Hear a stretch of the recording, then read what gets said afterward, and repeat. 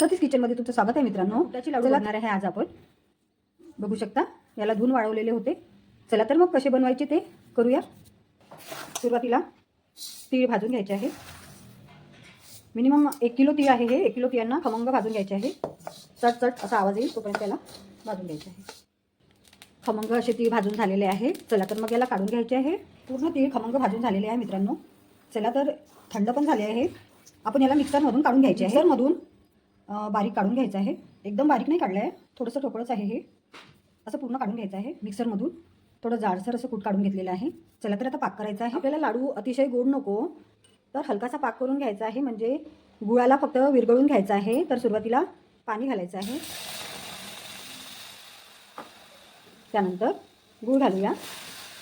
लाडू अतिशय गोड नको म्हणून आपण फक्त त्याला विरघळून घ्यायचं आहे.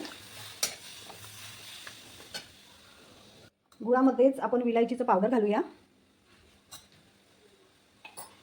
आणि लाडवाला चव येण्यासाठी थोडंसं मीठ घालायचं आहे. पूर्ण पाक विरघळला आहे, बघू शकता. बस गॅसला बंद करून अगदी थोडा थोडा पाक घालायचा आहे.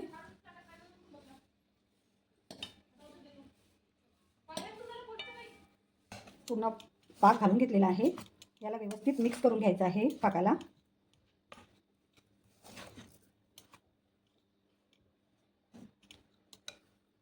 लाडू वळून घ्यायचे आहे. बघू शकता किती इझिली लाडू.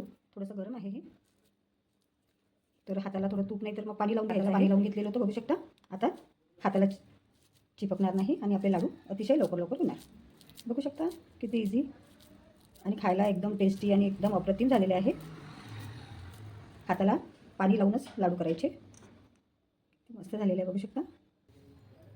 सुपर टेस्टी तिळाचे आणि गुळाचे लाडू तयार झालेले आहे मित्रांनो. बघू शकता फारच सुपर टेस्टी झालेले आहे.